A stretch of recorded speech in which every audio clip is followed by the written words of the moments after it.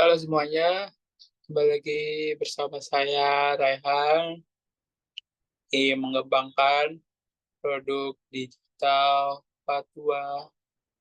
Hari ini saya akan membahas mengenai beberapa hal. Salah satunya itu ada yang PP validation, PP, dan lain-lain. Nah, mari kita mulai. Untuk studi kasusnya, sama seperti part 1, yaitu antar. Itu layanan yang memberi solusi praktis. Anda berada di dalam gedung, termasuk kantor, apartemen, dan sebagainya. Dengan layanan kami, Anda mudah untuk mengantarkan, mengambil barang, serta mendapatkan bantuan tenaga kerja tambahan di dalam gedung. Lanjut. Nah, pertama kita bahas dulu nih, apa itu MPP? MPP adalah Minimum Viable Product. Adalah produk dengan fitur yang cukup menarik, eh, cukup untuk menarik pelanggan pengguna awal yang gunanya itu untuk memvalidasi ide produk di awal siklus pengembangan produk dalam industri seperti perangkat lunak atau software. MVP dapat membantu tim produk menerima masukan pengguna secepat mungkin untuk mengulangi dan meningkatkan produk. Nah, untuk sebagai gambaran, MVP itu, nanti lah gambarannya. Kita bahas dulu MVP validation. MVP validation adalah proses untuk menguji, memvalidasi asumsi dasar tentang produk minimal yang diluncurkan ke pasar. Tujuan utamanya adalah untuk mengumpulkan umpan balik dari pengguna nyata dengan cepat dan efisien guna memastikan bahwa produk tersebut memenuhi kebutuhan atau menyelesaikan masalah target pengguna sebelum melakukan investasi lebih lanjut dalam pengembangannya. Mirip-mirip dengan yang part 1, product validation. Kali ini kita memvalidasi MVP-nya. Nah, untuk MVP-nya, kita bisa mengambil analogi seperti ini. Nah, kayak kemarin itu ada prototype. Nah, prototype itu yang sudah kalian kembang itu udah mendapatkan feedback. Nah, ketika kalian dapat feedback itu, kalian bisa membuat MVP. Nah, dengan beberapa fitur-fiturnya, dan makin lama itu, dengan iterasi dan perbaikan, kalian bisa melaunching produk yang matang dan dengan harapan diterima pasar. Seperti itu. Ini ada analoginya Donald.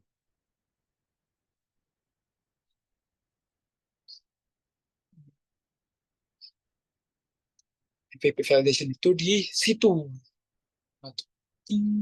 Nah, di situ di iterasi perbaikannya. Jadi sebelum produknya launching, eh, MVP validation itu guna untuk iterasi dan perbaikan-perbaikan kalian. Nah, metode MVP. Nah, kalian bisa mengambil beberapa metode MVP. Kalau kalian search, ada banyak metodenya. Nah, kalian pilih nih salah satu sebagai contoh. Ntar kami memilih conscious.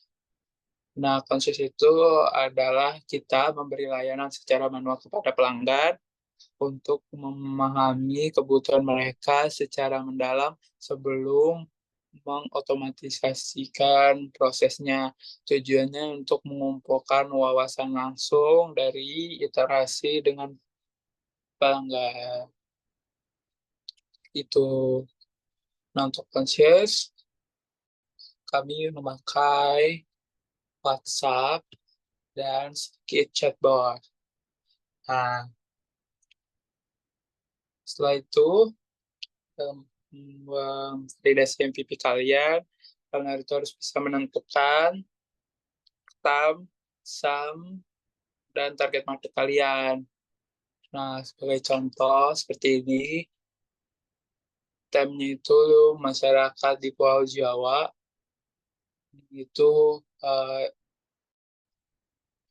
yang ada kemungkinan menjadi customer kalian. Nah, walaupun kecil tapi ada. Nah, SEM itu yang daerah yang menjadi target kalian itu seperti orang yang menggunakan e-commerce yang tinggal di Jabodetabek. Nah, target marketnya itu adalah target pasar kalian. Nah, sebagai contohnya mahasiswa dan pegawai swasta yang memenuhi kebutuhannya dengan belanja online. Nah, dari situ mungkin kalian bisa agak sedikit ragu dengan perbedaannya, tetapi kalau bisa lihat nih ada visualisasinya di dalam lingkaran-lingkaran ini, itu seperti hitam itu yang bisa menjadi target target kalian, bukan target market, target kalian. Nah, dari target market itu kalian bisa mengkerucutkan lagi jadi SEM di wilayah spesifik yang hmm, lebih spesifik, bukan spesifik, lebih spesifik dari target kalian itu. Misal, eh, misalnya kalau kalau antar itu contohnya itu kayak ini mirip Pulau Jawa, itu yang SEM-nya itu pengguna dari menara itu, kalau target market penghuni sebuah gedung, sorry, penghuni sebuah gedung, kalau dari bangunan, gedung, dan untuk target marketnya itu mahasiswa dan pegawai-pegawai di menaranya itu. Mungkin kalian bisa dapat idenya seperti itu. Nah, bagaimana kalian mendapatkan traction? Traction itu apa? Itu menarik perhatian. Bagaimana kalian mengambil perhatian orang-orang untuk mencoba produk kalian. Bagaimana caranya? Kalian bisa menggunakan metode bullseye. Itu untuk detailnya di video selanjutnya. Jangan lupa nonton. Nah, setelah ada growth hacking, yaitu bagaimana kalian itu mempercepat pertumbuhan kalian. Jadi produk kalian itu bisa tumbuh lebih cepat. Kita menjelaskan sedikit, yaitu ada acquisition, yaitu eh, membuat orang-orang itu mencoba dan menyicipi produk kalian.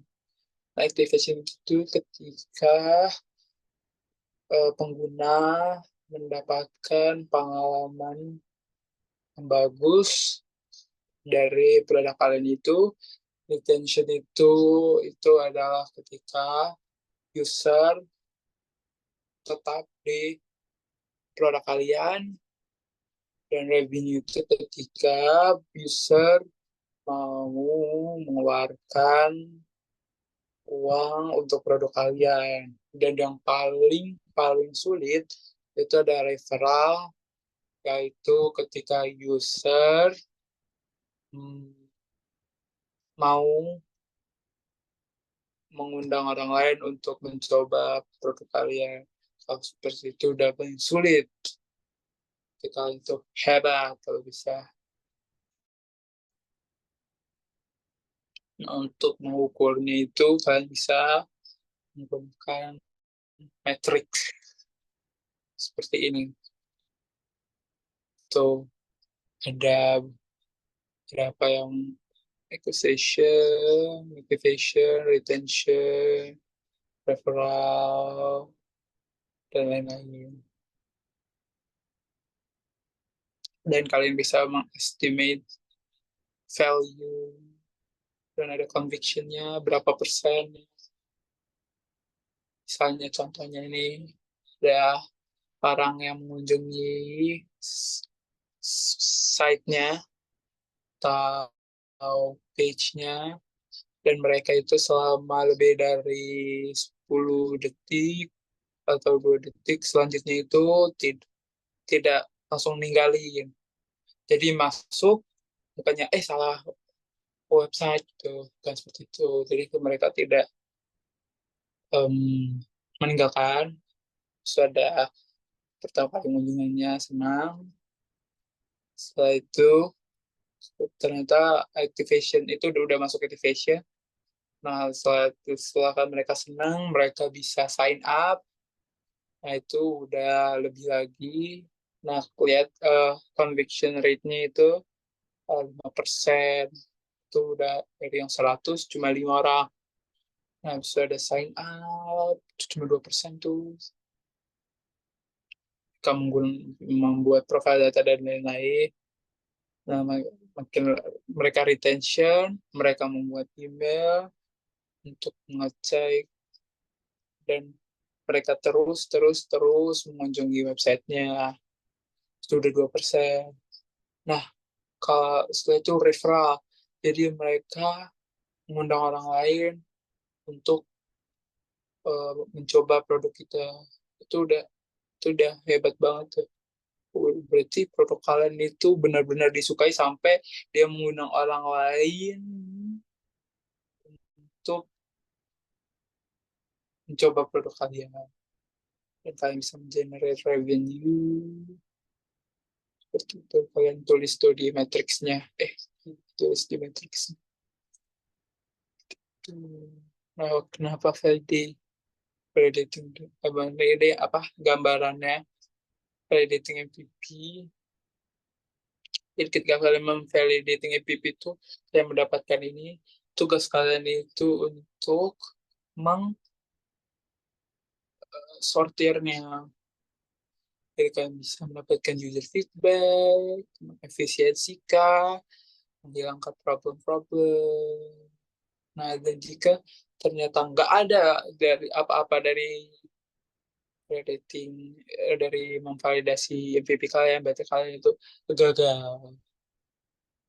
Oke, itu saja memvalidasi MVP. Pada saat kata, saya mohon maaf. Dadah.